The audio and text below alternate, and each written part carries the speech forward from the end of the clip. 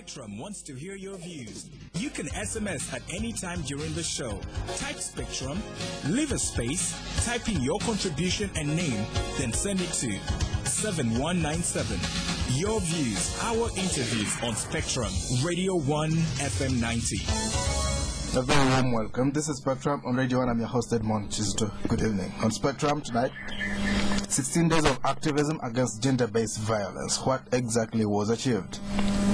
Women activists have just concluded their annual 16 days of activism, marked each year to campaign against violence against women countrywide. One of the highlights of this year's campaign was to have a key legal point amended, the so-called Form 3, which complainants are given to fill out when they show up at police stations. This form makes it easier for doctors, nurses, receiving police officers, and other officials in position of authority to certify the victim's injuries. There were other messages that said, from peace in the home to peace in the nation. The argument was that if people foment peace at home, this will spiral out into the entire country.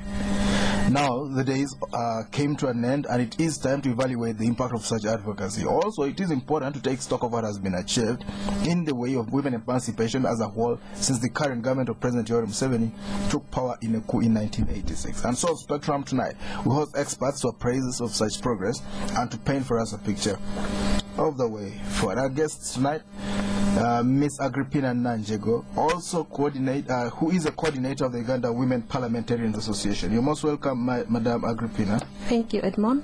We're also joined by Miss Charity Namara, project coordinator, Plan Uganda. You're most welcome, Madam Charity. Thank you, Edmond. On the line, we're joined by Mr. David Batema, Deputy Registrar of the High Court. You're most welcome, Mr. Batema.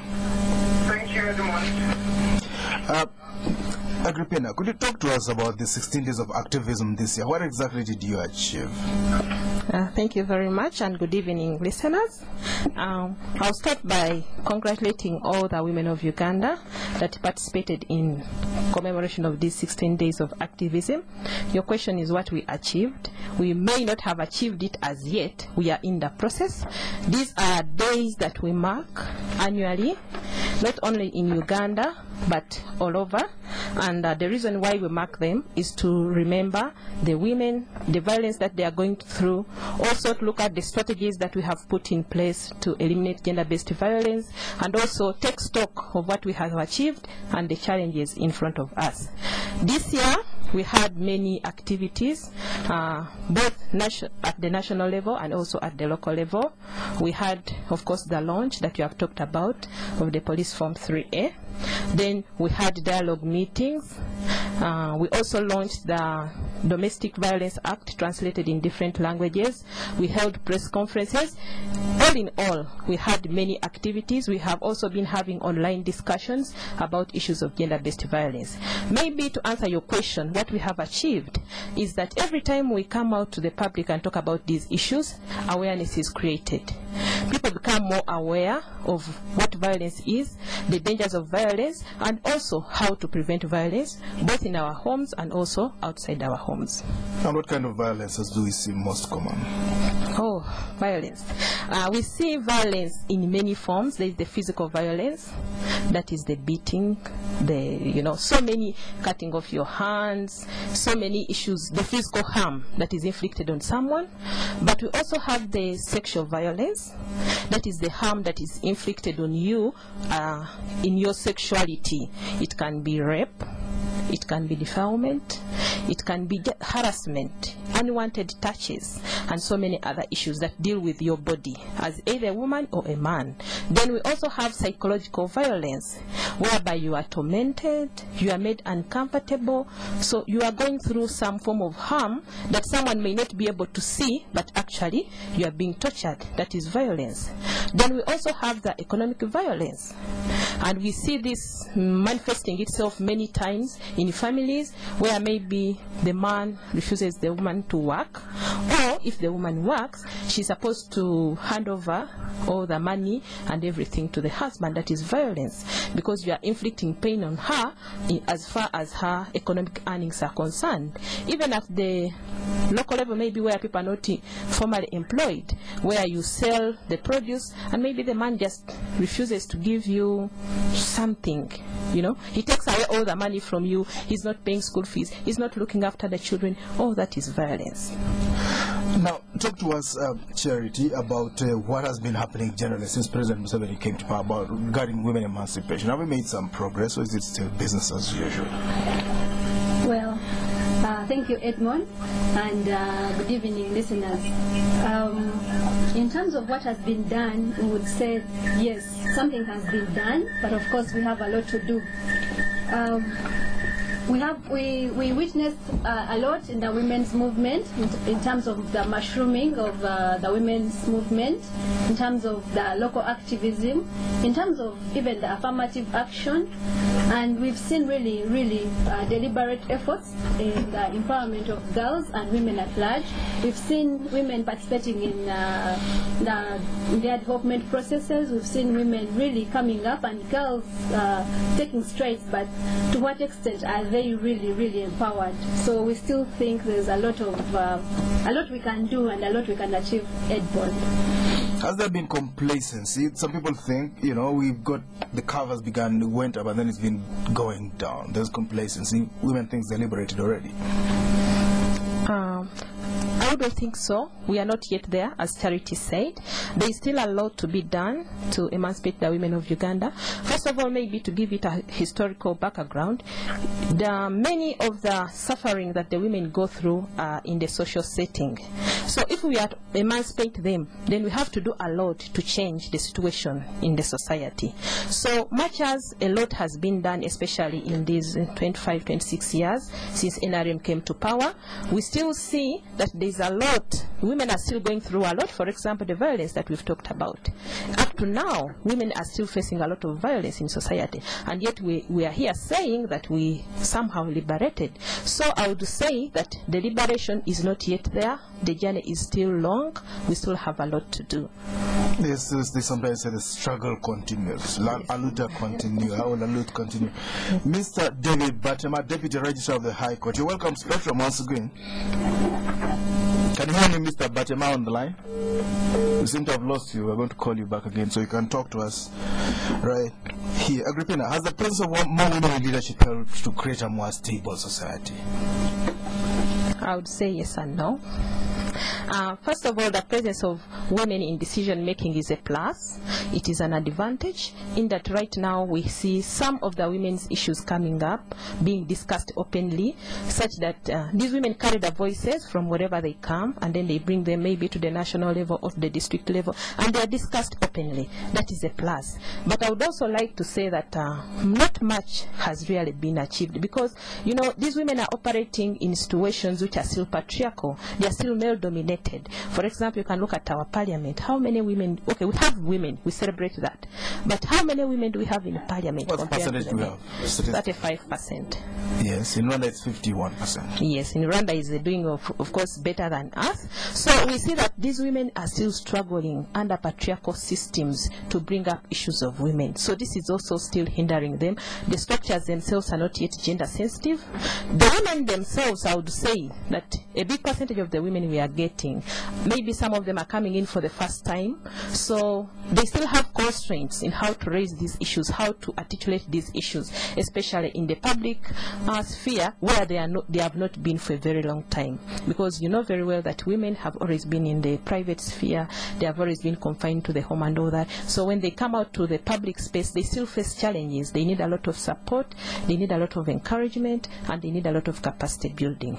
So I wouldn't totally say that because we have women, then women's issues are really coming up. They are somehow coming up, but we still have challenges, and as you said, the struggle continues. Sherry, talk to us. What exactly do you mean by from peace in the home to peace in the nation? There was this catching, tagline that you had during your campaigns. From peace in the home to peace in the nation. What does it mean? Yes, just like my name is, charity begins at home. Oh. Definitely, peace begins at home.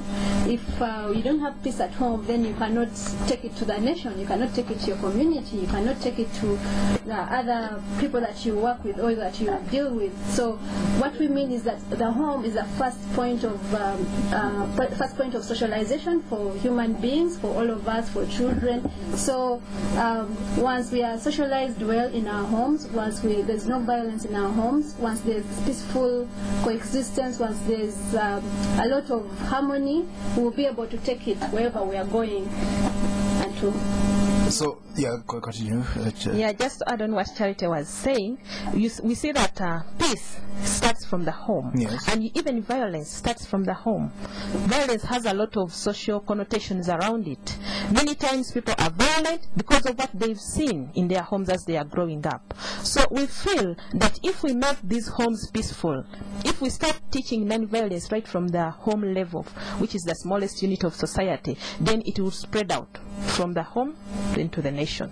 So men have to be peaceful at home if they're going to be peaceful outside. Yes, because Can you tell a man who's violent by looking at his ears?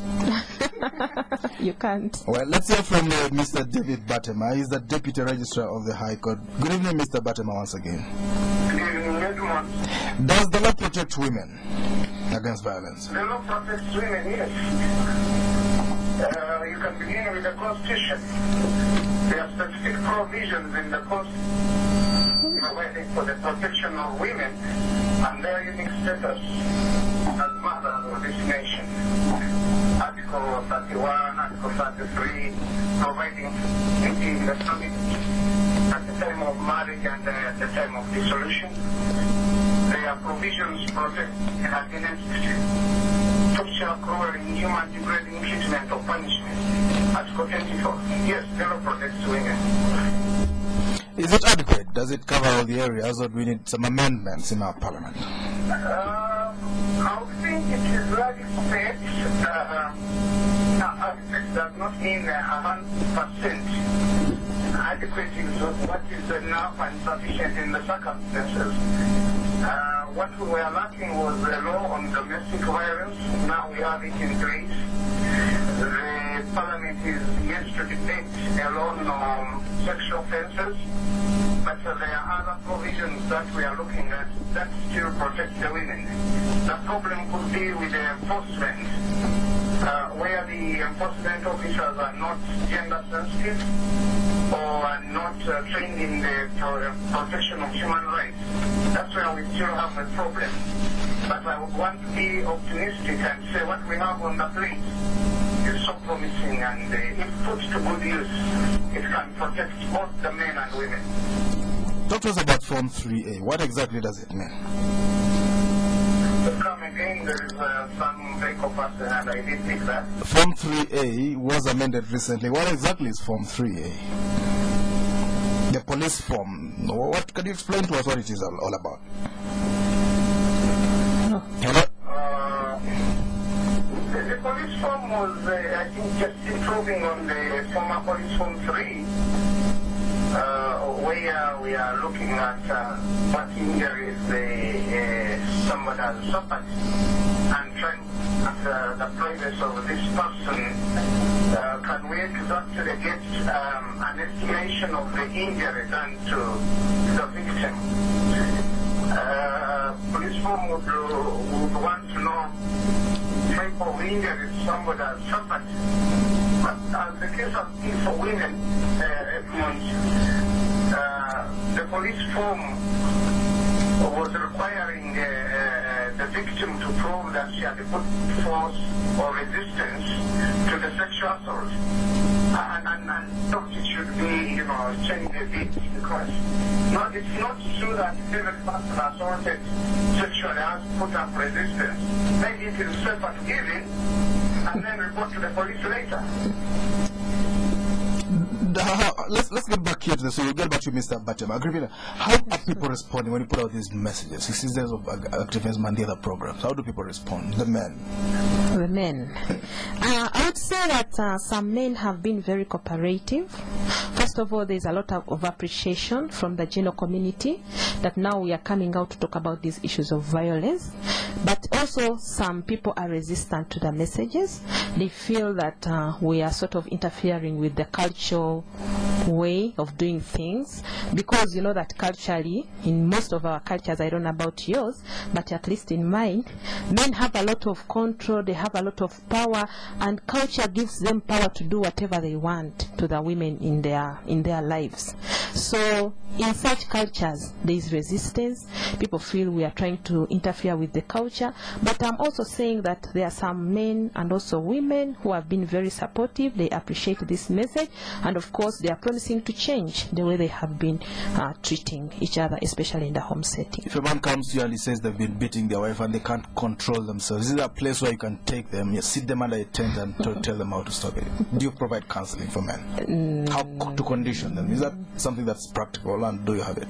Yes, you can change that. We don't do it. I wouldn't say that my organization does it. I don't know about plan, but we can refer him to places where he I've got places where men can be changed, so they become nice men, both on the outside and on the inside. Yeah, they can go to the probation officers in police, they can go to the counselors in church, they can go to the religious leaders, they can go to the traditional, that cultural setting, and they are counseled. In our families, we always refer them to the sengas, the aunties, to talk to them if actually they are being very violent. So even in police, they have that facility? They can do counseling. A man can go to police and say, I'm a bad man, I've been beating my wife, but don't put me in, I only need counseling so I can go home. It would be a bit hard for someone to go, because now that would be reporting yourself. But once a case has been reported, there are different ways in which they can be handled. Some of them are very violent, they are criminal, and then, the legal process. If a man comes, he says he's admitting, he needs help. He's like, oh, he's like going to see a doctor. Charity.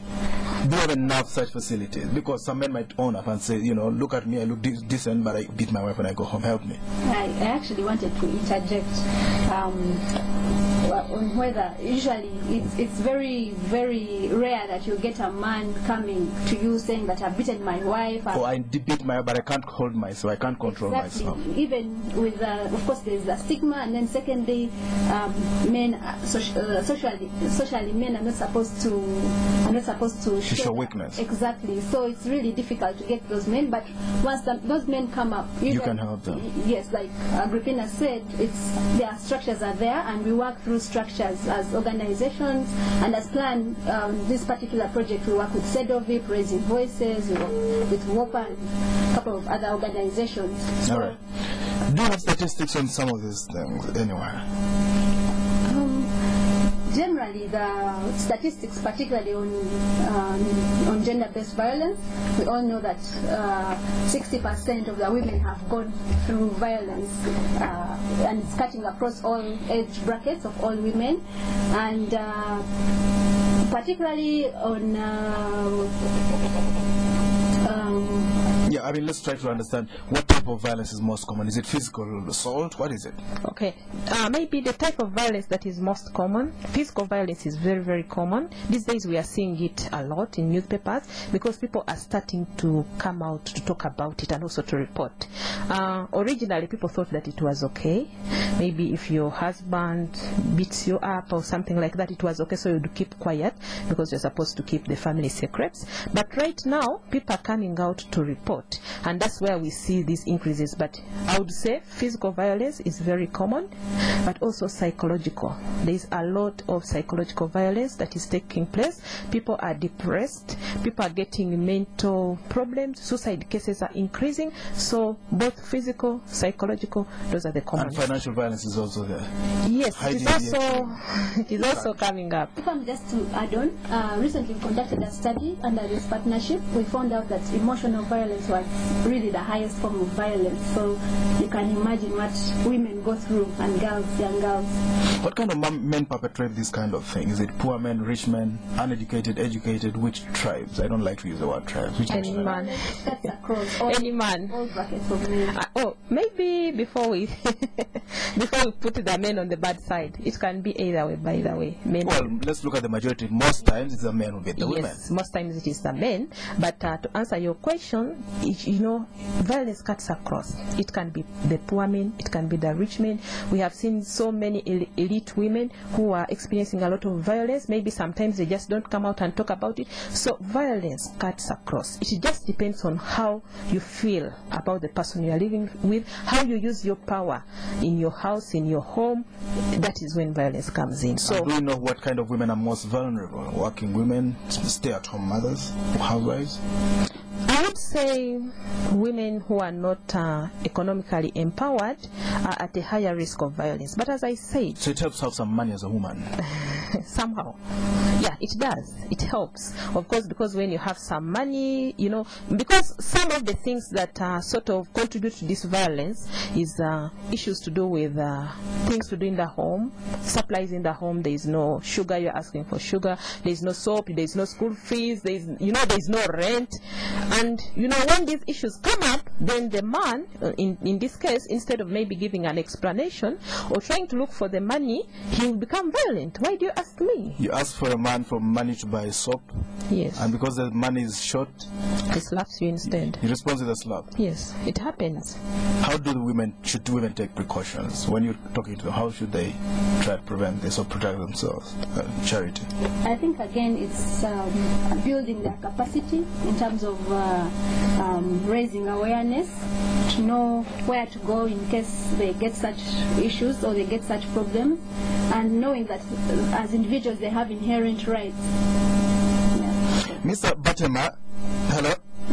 Okay, we seem to have lost him. We will try to get contact once again. This is Spectrum on Radio 1 tonight. The 16 days of activism against gender-based violence. What has been achieved? We're going for a break.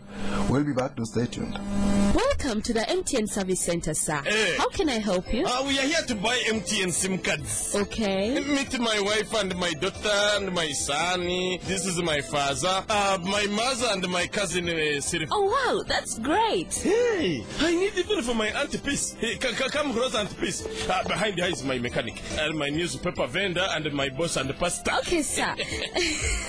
This Christmas, buy an MTN SIM card to win free airtime for a year. Dial *188# to win. 250 winners will immediately be notified on SMS each day. Win free airtime for a year with MTN this Christmas. Terms and conditions apply. And of course, there is my brother, my electrician, my plumber, and my baba's best friend's girlfriend. MTN.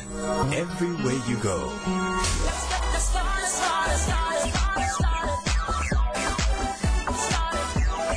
Discover the new invigorating taste of Red Vodka Lemon. Red Vodka Lemon. Reinvent the night. Not for sale to persons under 18. All our Western Union customers, do not become a victim of fraud. There are many ways fraudsters are using to target unsuspecting people. Do not proceed with your transaction if it's to a grandchild, friend, or family member for an emergency situation you have not personally confirmed. Someone you personally don't know or have met online could be a fraudster. Remember, the money transfer can be paid out to the receiver within a short time, and after the money is paid, you cannot obtain a refund from Western Union, even if the transfer was a result of fraud. Only use Western Union for sending money to friends and family. Western Union, moving money for better. On the 12th day of Christmas, Radio 1 gave to me. Scratch that. The 12 days of Christmas are finally here, and Radio 1 would like to share in the glad tidings of the season and are giving you a chance to win a big gift hamper in the season of glad tidings. Winning is easy. Just write in and share with us the 50 things you are thankful for in your life for this year 2012. Just 50 of them and you could be a lucky winner. Get those entries in by emailing to programming@radio1fm90.com or simply drop them off at our office, plot 32, Duster Street, Kampala Road, opposite City House. It is the season to be jolly with Radio 1 FM90. Merry Christmas to you all! Ho, ho, ho. Merry Christmas. Radio 1 FM90. Spectrum on Radio 1 FM90. Welcome back on Spectrum tonight. 16 days of activism against gender-based violence. What was achieved? Our guest tonight, Ms. Agripina Najego, Coordinator, Uganda Women Parliamentarians Association, Ms. Charity Namara, Project Coordinator, Plan Uganda, and Mr. David Batema, Deputy Registrar of the High Court, joining us on the line. Mr. Batema, hello. Hello. Yeah, what? Talk to us a little bit about this Form 3. Before it was amended, what was the case before? This line, come again. Before Form 3 at the police station was amended, what was it like? What was the disadvantage that it gave you? No, I'm sorry, I can't hear you clearly, but I want to share with you. Okay, say what you like to tell us. In Uganda during this week. Go on. We had a workshop with the traditional leaders of Acholi, and we were talking about gender equality, the right. And it was so amusing. The principles laid out in a booklet, they formulated after some research. But very many of the traditional leaders were not believing in gender equality, and it took us about 3 days to talk, to convince them that these are the constitutional provisions. They were talking about inheritance as a good custom, blah, blah. And we were pointing out to the evils of white inheritance. They were uploading refund of dowry, that no, we don't remarry unless the dowry is refunded, and if it's refunded, it goes to the family of the late. The issues around the dowry are so controversial. But by the end of the day, I'm happy to say the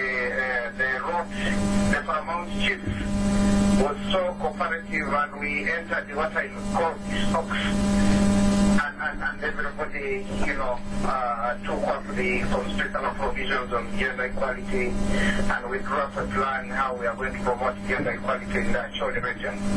So the great achievement on my side, as far as I can see, that's of FIDA and plan. We'll get back to Mr. Batema. Since you can't hear me very, very clearly. Let me put this question back. Now here, is that hear you very well. All right. I mean, talk to us about the strength of culture. How do you break the strength of culture? You've spoken about wife inheritance and people asking for dowry to be refunded. How do you break this cultural, some of these cultural things? Some people become very native, some men sometimes. How do you break that? Do you hear me, Mr. Batema? Hello? Can you hear me now? No, I can hear you. How do you break this cycle of culture? You said wife inheritance, refund of dowry, some people still demand it, and these are men who went to school. How do you break this culture? The first negative cultural practices. We told the people was mainly sensitization. People have believed that things can't change, things shouldn't change, because they were, being done in the past is the way we should continue. But we brought out a provision in the Constitution, Article 32, which was outlawing customs, traditions, and practices, which undermine the dignity of women. The leaders, when they saw that we are picking from the Constitution, they embraced it. So sensitization is very, very important. There's still need for dialogue. There are people who have never heard of these rights, so they can't fight for them, they can't promote them. They look at women as inferior, human beings, second-class race. So we have to break that. The other one is to put the gender studies on the syllabuses for lawyers and law enforcement officers, like police officers, state attorneys. So that's why we are in court, we talk the same language. Fortunately, the Judiciary and the Judicial Studies Institute has embarked on a full-time program for judicial officers to go through gender modules. And this is what we think can break the change, bring on board the residents, the religious leaders, the student girls, because they were talking of gender inequality. The figure is superior, the man is superior, the woman is inferior. That's what they have been told. So we need to open their eyes. All right. We'll get back to you, Mr. Batema. Please stay with us. Charity, how can society help in this matter? I think society can help by, first of all, being aware and having a self-reflection. I think we all have a stake in this. As a society, we need to have that local activism, that individual activism, that really knowing that gender-based violence is bad and it should not be accepted. Gender-based violence is really, really something that will not make us go mental and will affect us. So once we know the evils, once we know that we have a role to play, once we know that we really have a stake in this and the world that we want for our children and the children of our children, and that will really propel us to really prevent violence against women and children. So if you hear a man beating his wife, you jump you over the wall and go and tell him stop. That's the kind of social activism they talk about. Agripina. That may not be very practical. Well, if your man is beating his wife, you gotta tell him, hey man, stop what you do. I mean, they could have locked themselves up, so how do I reach out to them? But maybe next time I would get a chance and... But if you have the chance to go there, you tell them, listen, yes, I'll tell them that really violence. There's a fire, you would go and stop it. Assume this is a fire. If a man is beating his wife, I'll assume it's a fire. Go and put it out. Maybe I may not be able to intervene there and then, but I can call the police if I realize that this woman is in danger. So if a man is beating a woman, let's assume that's a fire. Let's not just think it's a private marital things.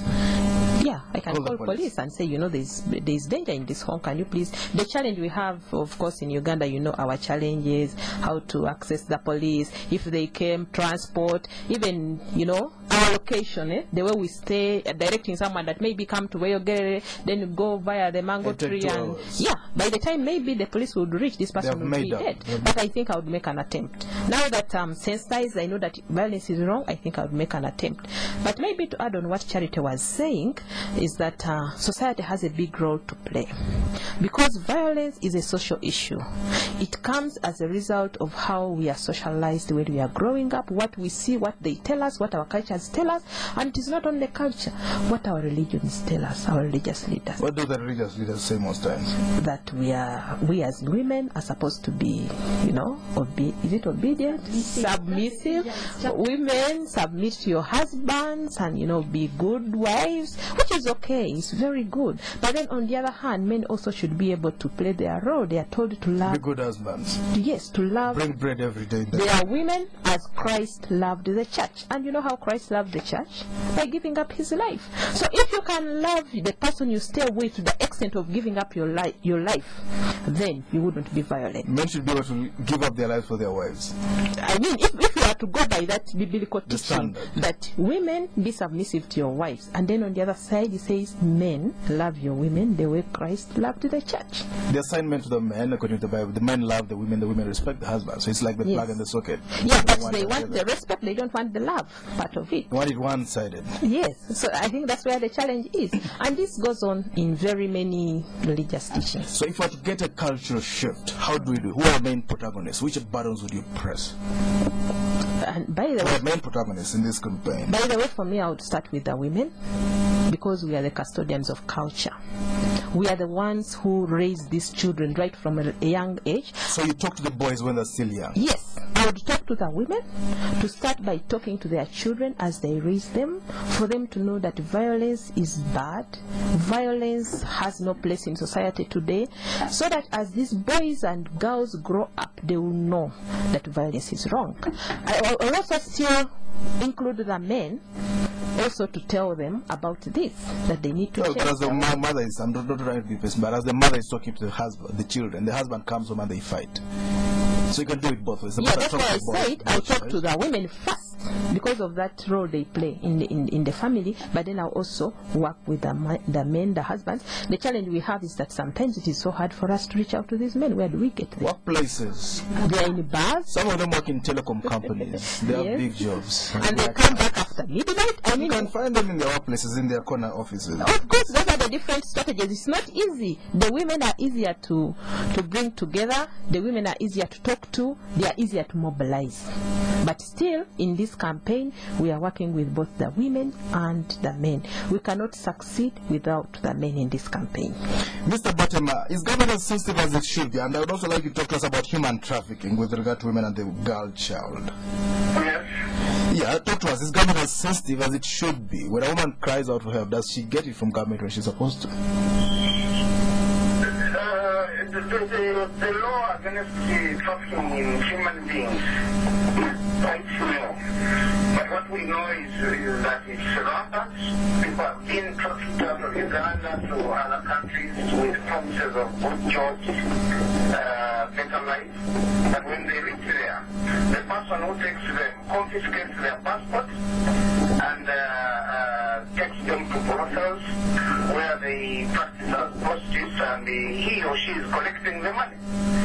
The law is yet still new and still teaching even the judges, the magistrates to come to terms with it. How do we keep the victims? Yes, the stiff sentences of life imprisonment, the other sentences of 10 years, when can they be given to persons trafficking in human beings? But these are new laws. We haven't had a serious impact. I think we have only had 2 cases reported to Parliament and then taken to court on trafficking in women in Iraq and Malaysia. And so what's the progress so far? Is it something that's likely to change? Can you block it at the source? You stop them from going? How can you seal the bad ones from the good ones? The problem is with the law as it has been. For us, we have a serious law now on trafficking in human beings, against trafficking. The law on child adoption and child guardianship is still very liberal.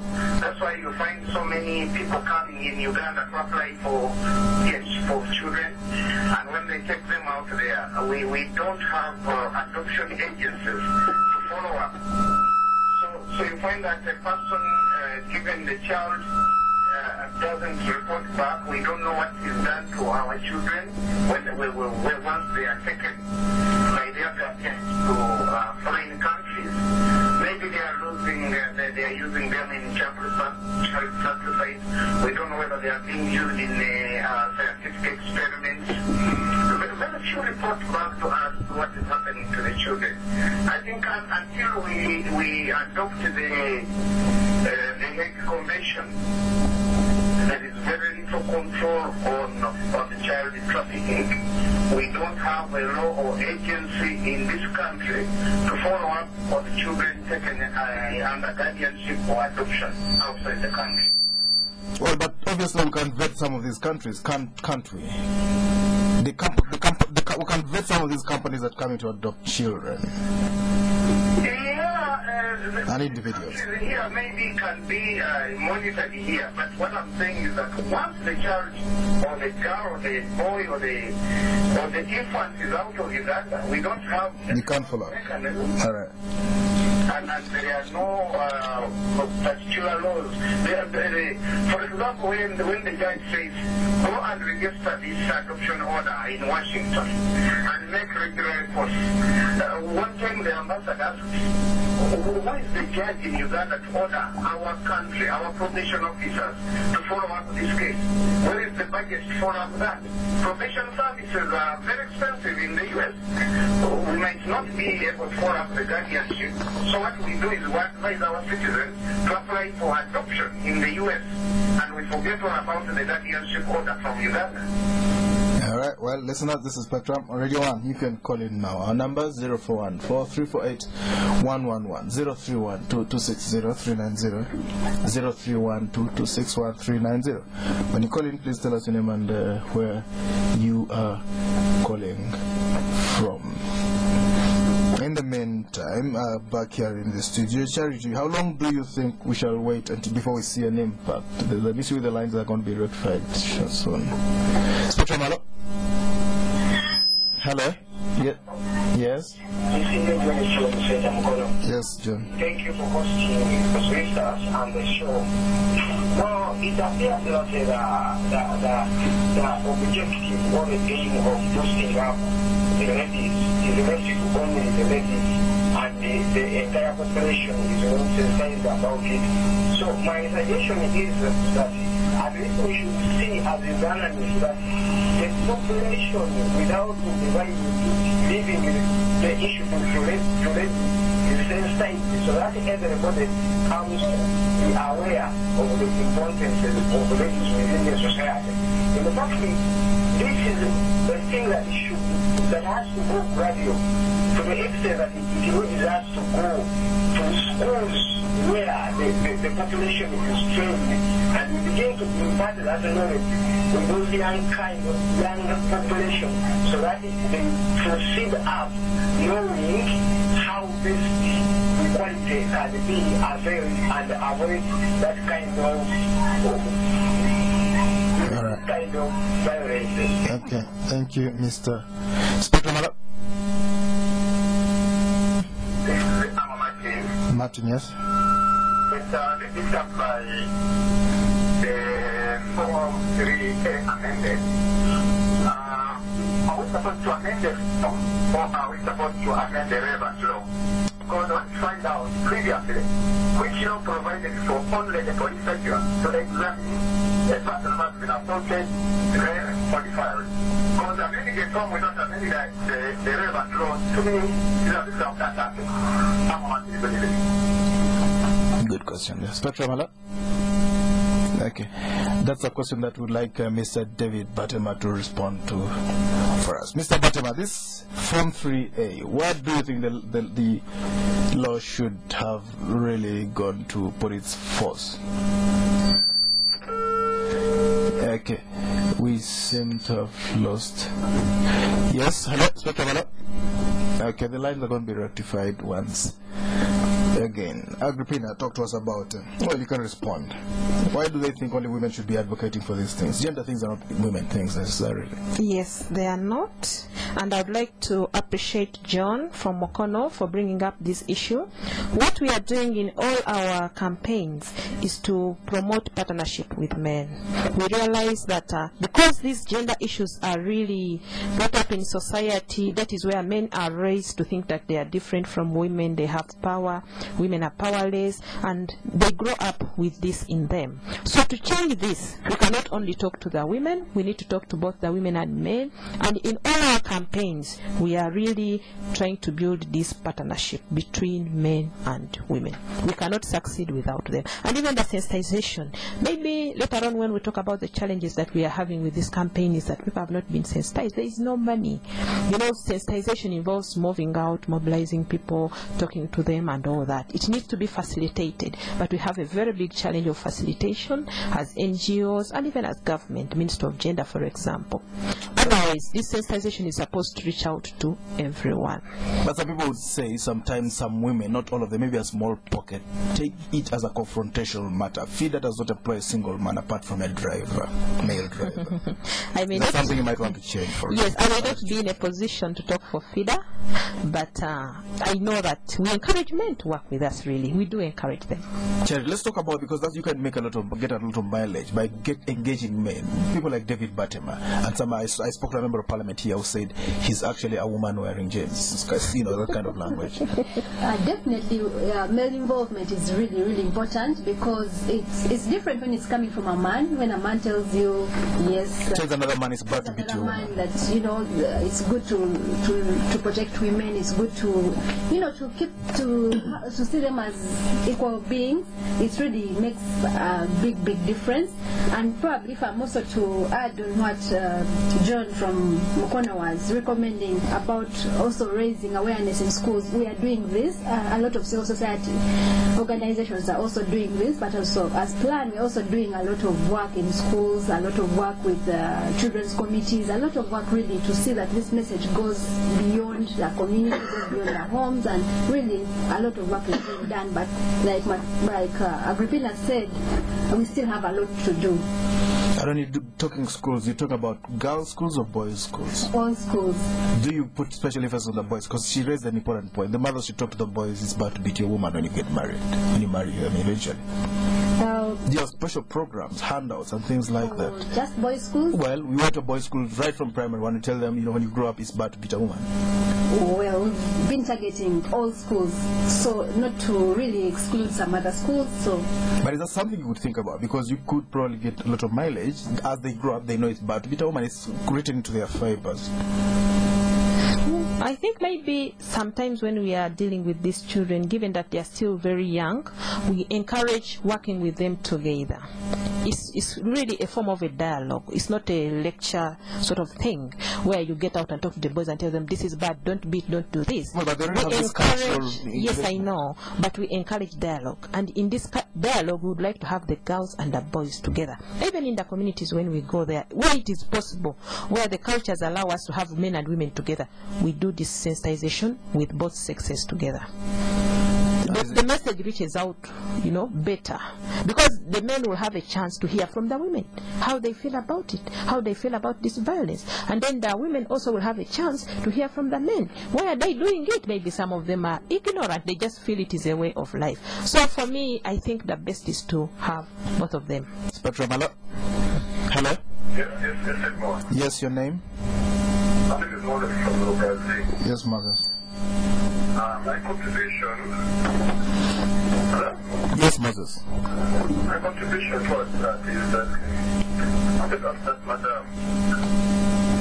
Yes? Yes, you're live on, yeah? I want to ask madam in the studio that when I move around and see house girls, young house girls, what's the plan for them about these young girls who work in people's houses, who keep children and cook food?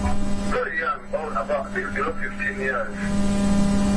All right, that question will be answered. Agripina. Okay. Child labor. Child labor.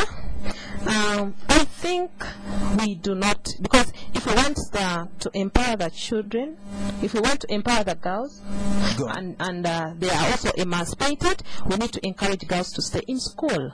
So one of the campaigns we are having is to encourage girls to keep in school. We know that there are very many reasons that bring these girls out of school, such that sometimes they find themselves as house girls, but this is not something we encourage. We need the girls in school. There is free primary and secondary education, so all the girls should be taken up to school so that they can get an education. I think really employing these girls who are below 18 is against the law, and we should not be promoting it. And even as women activists ourselves, we talk about it, and these are some of the issues we are discussing in our own circles and saying, let us not promote this, let's give all girls a chance to go to school so that they can become better people in the future. But thank you very much, Moses, for that concern. And if men want to volunteer for this, towards this campaign, how do they volunteer? I would like to be number one to volunteer this campaign. Violence against women. I talk to them and tell them it's stop. It's not. Oh, you're welcome. It's not on, like they say. I'm glad that we have a volunteer here. Where do they go? Where should I go tomorrow morning at 9? Tomorrow morning, you can come to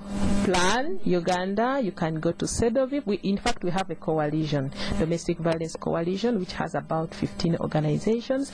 But the people who are coordinating us is Plan Uganda. So I think Plan is a good contact, but I also welcome you to participate in our UWOPA activities, especially when we are doing the sensitization. UWOPA is for parliamentarians. Where is Plan International? Talk to us a little bit about Plan International. Where can men find you and other people to volunteer?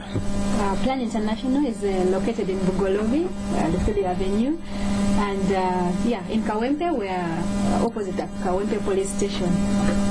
And for those of us that want to join the plan, because I'm a girl campaign, you're most welcome. We have really a big campaign on keeping girls in schools, giving them life skills. Yeah, I'm talking about men not beating their wives. You can count me. Count on. Let's talk about the long term before we leave. Long term, access. How soon can we expect to see an impact? How long before we see a clear impact?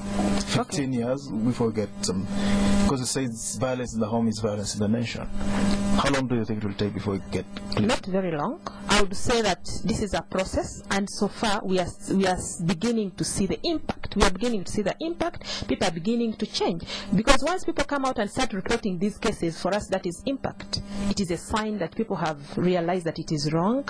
So the change has started. It may be slow, but maybe in my projection, I would say that maybe 15 years from now, we shall be having a better Uganda. 15 years from now? That's what, yeah. Charity, is that an optimism that you share with Yes, we have to dream big. Yes, Agripina. Yeah, and maybe just to sum it up, to say that once we reach out to people, we create awareness, we sensitize communities, I know one day we shall have an end to all this. And you say there's no class to it. There's no class to it, there is no age to it, there is no tribe to it. Anyone can fall victim of violence. Even young men who get married, they do the same. Old men? Yes, it cuts across. Do they stop at some stage when they turn 50 maybe? I don't know. I've seen old men who are violent. I've seen young men who are violent. So it doesn't stop unless someone changes the mind. It doesn't go with education. Even with a master's, you can still do it. Even with a PhD, we have seen them. We have seen medical doctors, lawyers. Even doctors? Yes. Doctors beating wives? Yeah. Well, we have to go. Thank you very much, dear guest, Miss Agripina Najego, coordinator of the Uganda Women Parliamentarians Association. Thank you very much, dear, for coming to Spectrum tonight. Miss Charity Namara, project coordinator at Plan Uganda. Thank you for coming to Spectrum tonight. Thank you, Edmond. Thank you. Mr. David Batema joined us on the line. He's the Deputy Registrar of the High Court. He's gone now. Thank you very much for tuning in. I've been your host, Edmond. Kizito. Spectrum will be back tomorrow. Up next is the news in English.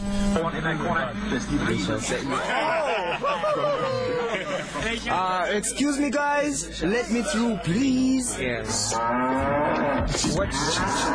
Check this guy. Goodness, dude, what are you doing? Get real. Just move Just what? a little bit. Man, what are you doing bringing a cow into the sitting room? It's just for when I want milk.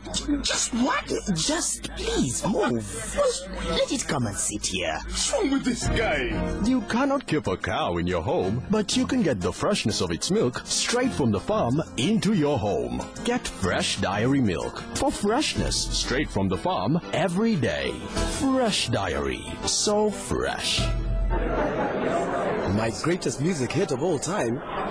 The first time I heard the electric guitar on my father's record player. I'll never forget seeing the moonwalk live. But for me, it's when